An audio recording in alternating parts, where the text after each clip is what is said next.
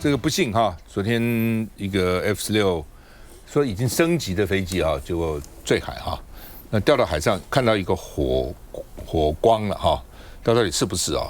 因为大家不要看以为这水是很温柔的，那凶起来是很凶的，尤其高度撞到你，不要以为那个水呀下去的时候跟水泥地一样，你不要讲我们游泳有没有？我们跳水，如果你跳不好的时候，那个这样打到那个肚子都觉得快要裂了，那么痛啊！那才多高啊？几公尺而已啊！这多少公尺？多高啊？哈！所以呢，这个火光到底是什么啊？引起大家蛮大的一个注意了哈。来，秉佑怎么看这事？我想先回应一下哈，第一个是这66架的新造 F-16V 跟143架的升级的，其实没有替代的关系，它就是本来后来加上去的一个量，所以并不是说这66架到了这143就可以换掉。那顺便跟柯政委员报告一下，就是说其实这143架的这个升级本来就在台湾进行，由汉翔公司，包含高雄厂了哈、台中厂都有去做这样工作，所以它一开始 F-16V 的升级的时候，我们跟美国就有一个很好的这个约定，就是说后续如果采用这个 F-16V 规格的哈，等于是我们有智慧财产权在里面，所以其他国家采取这个升级方案的时候，其实台湾也会收到一些权利金的回收，所以的确在这件事情上他们是有重视，但至于在我觉得当然有一个限制，就是说。我们谈到它有一些新的装备没办法顺利到位，其实跟它的主要架构很有关系。就是这些飞机其实28年前旧的飞机，那你说一个旧的框架，你要把它装到最新的装备的时候，它其实会一些界面上的困难。所以我觉得的确就是说，在取得新的飞机上，进程不如预期，我觉得这个是很遗憾，因为其实我们很需要，就是说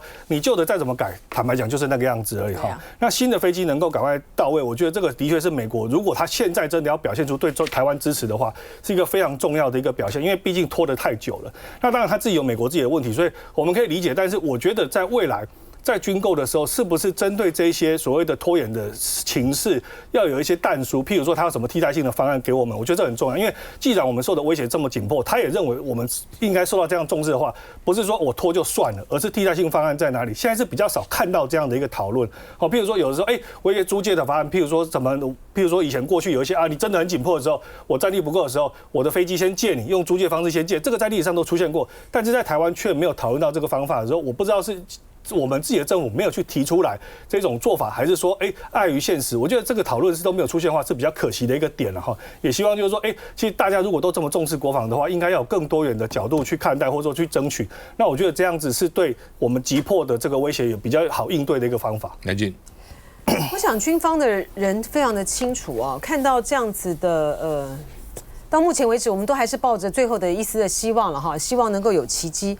可是呢，在这整个的采购案的过程之中，我们这里面呢看到，像刚才知恩委员提到了，本来就说要有防寒衣的，结果也没有防寒衣，然后说有那个所谓的自动防撞地系统哈，2023年的时候说这个2025年呢会完成安装，那是属于凤展专案的一部分，到现在都没有，所以我们这些年来。我们跟美国买了这么多，采买了这么多的这个军购项目，到底到位有多少？这些对于我们这些飞官他们最基本的防护，为什么延宕到现在？今天如果说有任何的不幸的这个意外在发生，然后我们现在空军的相关单位进行检讨。你检讨之后呢，你该有的装备什么时候能够补得上？我觉得这个是军方呢要拴紧这个螺丝哈，不能够再有任何的这个懈怠跟托辞，这是第一点。第二点就是说，我们现在呢，因为大陆方面呢对于台湾的各种军演啊，或者是各种的战机越过海峡中线的频次呢，大为的就是非常的频繁啊，增加很多。这个不但呢，对于我们在这个防空的这个勤务上面呢，增加很大的这个压力。对于站在第一线的这些飞行员来讲呢，势必呢也造成了很大的这个身体和心理上面的负担。我觉得相关的这些东西呢，其实也应该要进行好好的检讨啊。在不幸的这个飞机呢，出现了这样子的意外之后呢，空军现在下令，就所有的这个 F-16呢都要停飞哈，然后呢要对于所有的这个飞行员呢增强所谓的空间民航方向的这个测验。我觉得这方面的测验当然是要做，但是更值得要检讨的就是我们在任务和勤务的这个分配上面，如何的面对呢中国大陆越来越大的这样子的压力。您好。基本上我们昨天在这个听到这个消息，其实大家知道昨天晚上开始很冷，但大家觉得说，其实在救援包括风浪上会增加它的困难度很高，大家都是心系这个空服员，希望他还是这个空军的弟兄可以赶快回来，能够救援成功。但是我们必须讲啊，有一说一哦 ，F-16AM 升级 F-16V。这是老旧的机组没有问题，就是本来就是老旧的机组，它的 MNC 它的模组电脑本来就是常常记忆体不够，它的电脑运作有问题。可是呢，我们为什么要实行凤展计划？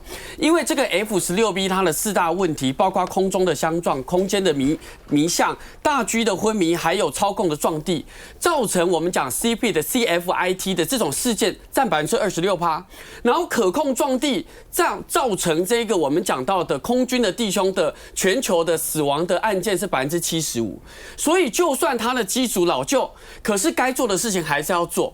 我们的凤展专案的1402亿，最重要的，刚才这个乃菁姐也提到，我们的凹凸的 GCAS 就自动的防撞地系统，它本来就应该在这个系统做完的。然后你1402亿花完之后呢，这系统什么时候装嘛？然后刚才柯志委员提到，防寒飞行衣的采军规模式的基本的防寒的军规模式，全球在采用。台湾的飞行的弟兄，这孩子到今年还没有办法。你告诉我们，你花了1402亿，连基本弟兄基本的保护的措施都没有做到，你要告诉我什么？花1000亿1.25兆，你要告诉我那些什么啦？所以，我今天回到一个事情，就是说。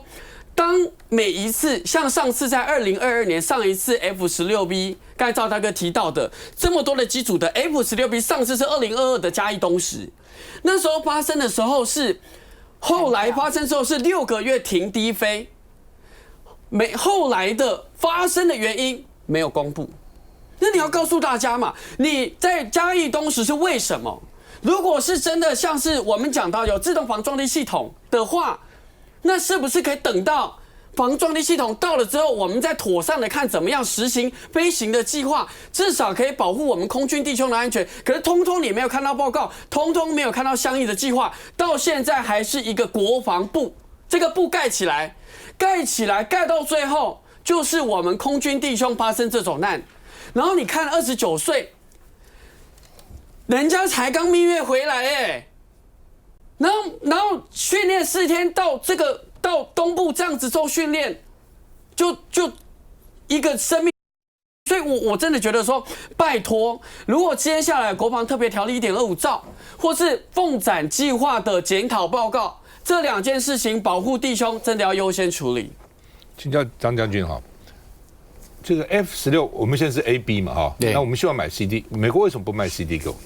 卖 CD 这个 F-16V 就是 CD 了，因为它的发动机跟现在的不一样，这个奇异的换成另外一个系统，那推力比较大，大概大了将近4000磅，那推力大载的就多，飞的航程或者最大的速度也会比较。但还是不是 CD 啊？为什么？新购的才是啊，因为不是新购的也是 V 啊，也不是 CD 啊，为什么？那我们也是把它叫做 CD 了。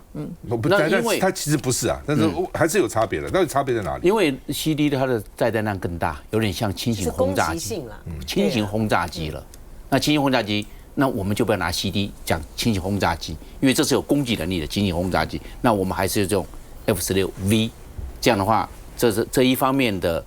感觉到那个紧张度啊就没那么高。那我们现在看这个飞行员，我看了相关的报道，就是说他们在水西靶场做对地的时候啊，飞机还突然下沉，那换句话说，他的飞操电脑有问题哦。因为我自己也以前飞 F-104的时候，他突然一起飞的时候，一带杆一收起起落架的时候，就一个左滚转对着转机要撞上去啊。我没有做动，换句话说，它的液压系统、收起落架的系统跟飞机操纵面的系统是联动的，它这个制动了，也带到其他也制动了，还有人的警觉性够高，不然2架撞在一起。那这一个是不是这一位上尉飞行官是不是也遇到这个我们讲到的模组飞控电脑出了问题？那这个问题出了问题了，那是不是造成它的信号有没有给飞行操纵的信号有没有联动？我在想这个有没有联动？如果是有联动，那是不是造成飞行员的这种想要去超越它 override， 造成他的困难？这位上尉想要去控制它，但是问题它联动进去的错误的信号给飞超系统了，飞超电脑给飞超系统，是不是造成联动效应？造成飞行员要去克服更困难。当电脑出现问题的时候，要人来矫正它，会不会有问题？会不会不听你的话？我认为全机只剩下一个仪表可以用了，就是一个非常小的一个备用姿态仪，它非常小，就在一个左下方。那你要去看它，而且那个小小的东西，而且你要想想看。这个有没有问题？这个会不会也故障？它也只能让你看到你的方向。其实因为 F16在出来之后，它已经是用线传飞控，意思就是说你不是用机械式的，并不是像一般的车子一样，你打方向盘。以前车子，譬如说没有动力方向盘的时候，你打多少才有多少，你要出很大力量。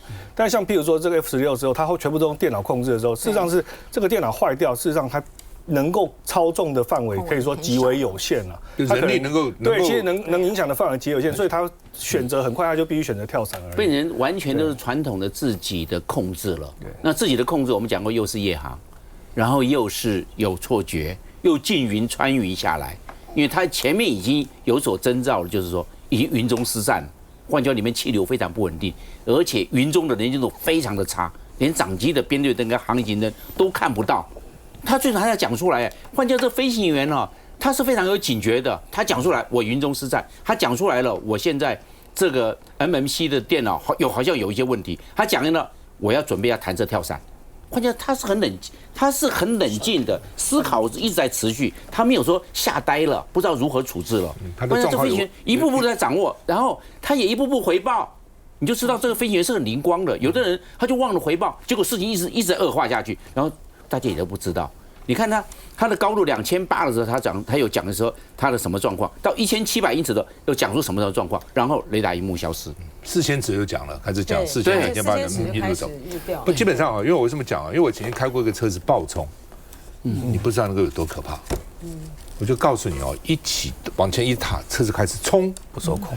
你踩刹车没用，踩到底是没用的。那个车子跟疯了一样，像。是魔鬼在上面往前一直冲，你怎么刹车？后来检查地上是有刹车痕的，不是没有刹车的，是往前冲，就电脑失控了嘛。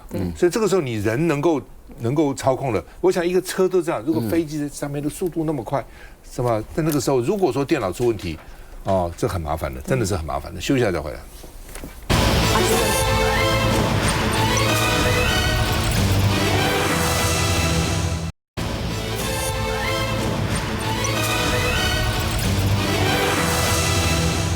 好，川普去打委内瑞拉哈，他不是承认我打，这是我们国内事，我们是抓毒贩，这国内事啊，这不战争，不是，我们都没有啊。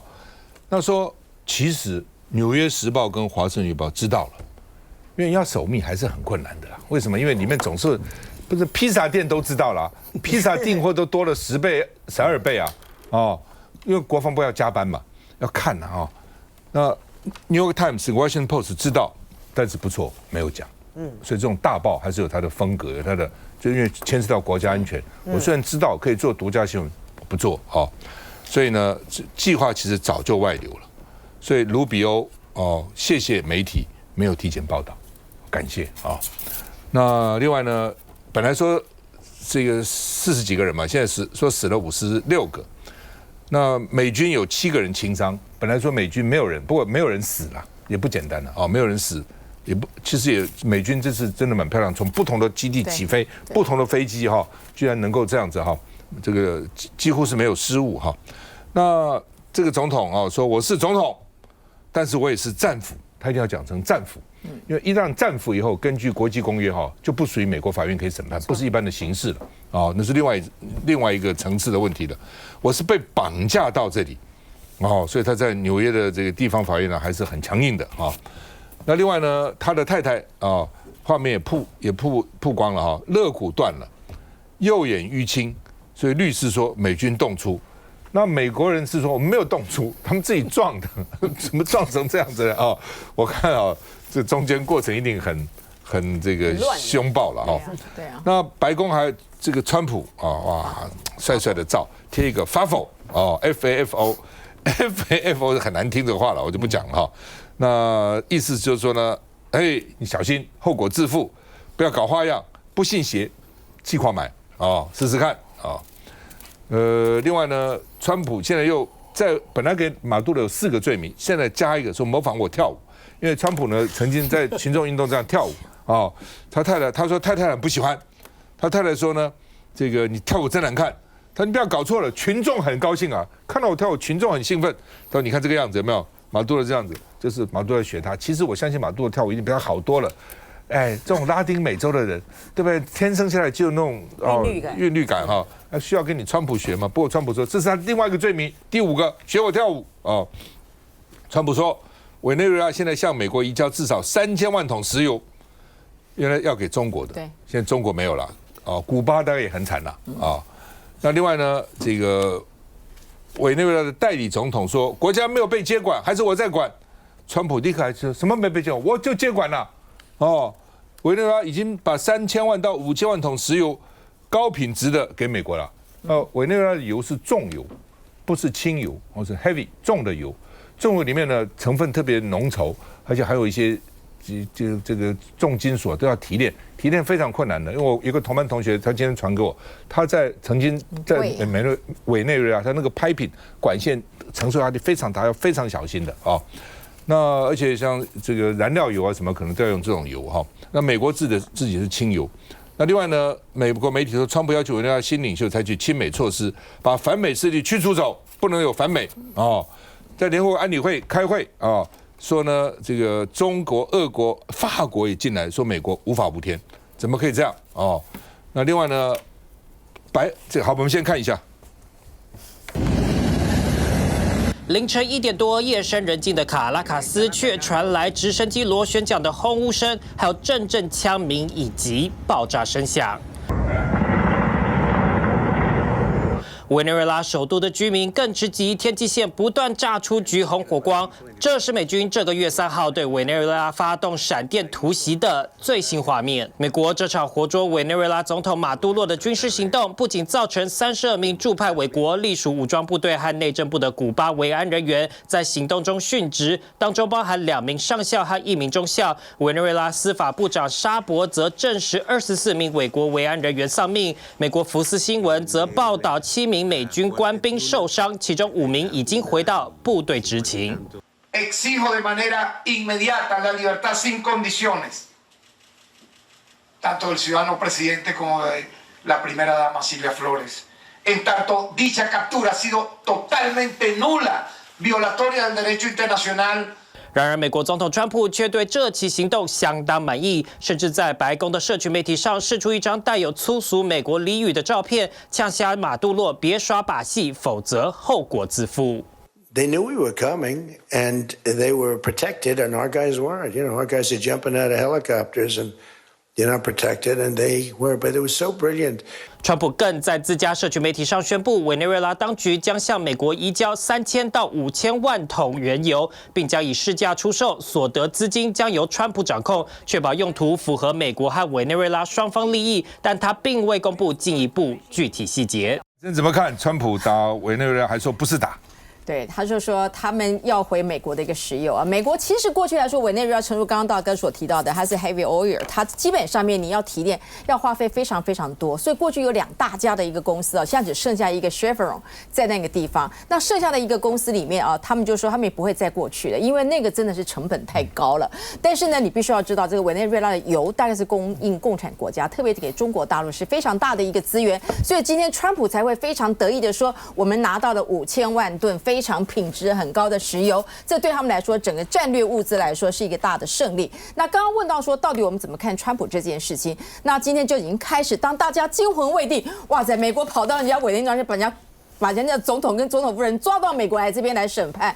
这对很多人来说，有人当然是很高兴啦。你会看到电视新闻里面有看到委内瑞拉人好像觉得自己的毒贩总统，因为美国一直不断的打他，就是说他跟这个哥伦比亚的这个毒枭彼此之间联合，然后呢输入了大批的毒品到各国去，所以他当然要抓他。所以委内瑞拉人民就觉得深感高兴，把这个贪污的总统给抓起来。可是今天这个画面又出到旁边地方去，每个人说还我们的总统，还我们的总统。所以到底事实是什么？那我们就来看看依法来去看嘛。美国这样做到底有没有违反联合国的宪章？到底有没有违法？你去看看他那个宪章的规定的条文当中，有没有办法用所谓的一个武力？美国这样已经是个武力，有没有办法用武力侵犯到别人的国家？这有没有办法违反到这个联合国？你看今天还是有很多人出来发声嘛。那这个表示，但川普会不会管？当然是不会管嘛，所以他一定不断的去强化他的这个合法性。他的合法性就是不断的告诉大家，这位总统。模仿他跳舞的总统，他就是让世界毒品泛滥最重要的，而且他本身就是一个集权，然后对于这个国家这个民主完全没有任何的作用。但是呢，你看连今天法国也出来了，但是法国的声音其实没有那么大声，不像是中国，不像是苏联，俄国，不像是其他的国家这么样的一个大声。而且他们的国会有没有声音？有，而且马上期中选举要到了，这时候美国人就开始在思考，他完全是跳过国会，然后直接出兵。过去有没有这样的例子？当然也有，但是这整个东西完全乱了一个套。然后所以说今天当面对这么多质疑的时候，这个声音还是会有，那各持己见。所以川普你可以看到他从今天开始，每一次都在不断的告诉到大家，就是说我们美国的这个石油的利益获得。我最后讲一个，其实这石油的利益还是有它的有迹可循的，因为这个自从这个委内瑞拉的它的国产的石油收归国有之后，它其实在2009的时候，对于美国投资在委内瑞拉的这个石油工厂，它采取非常大的他们那个财产的一个控制权，所以它才被判定，所以它要赔美国这个84亿。他们到现在当然不会赔，所以美国有没有跟他们有关系，有没有利益的关系，在石油的这个层面上绝对会是有，但是于争议问题各说过话吧，好不好？现在委内瑞拉来了以后呢，下一个是谁？哥伦比亚还是格陵兰？哦，看起来格陵兰，白宫已经说了，拿到格陵兰是我们国安的优先项目，而且我不排除动用武力。问题是格陵兰的武力就是美军，对啊，美军驻在格陵兰，哦，这是冰岛的自治区了哈，但冰岛也没派兵，欧盟也没派兵，北约没派兵，丹麦自治区，丹麦也没派兵，那只有美国派兵住在那个地方，所以呢，赶快卢比欧赶快怕人家讲说是海盗哈，赶快澄清说我们是想买啦，不是想占领它了，要买谁卖你啊，对不对？不卖你就打了嘛，一定是这样，要不卖，不卖我就打你，就抢啊，哦，所以我们并不是要军事掠夺，哦，我们是商业交易哦。那所以现在白宫扮黑脸，卢比欧唱白脸，白宫就川普了。川普就说这是我的，发言人这是我的，我们要不排除军事占领它。那卢比欧就说哎呀，我们要买它，所以这是两手策略。好，我们看一下。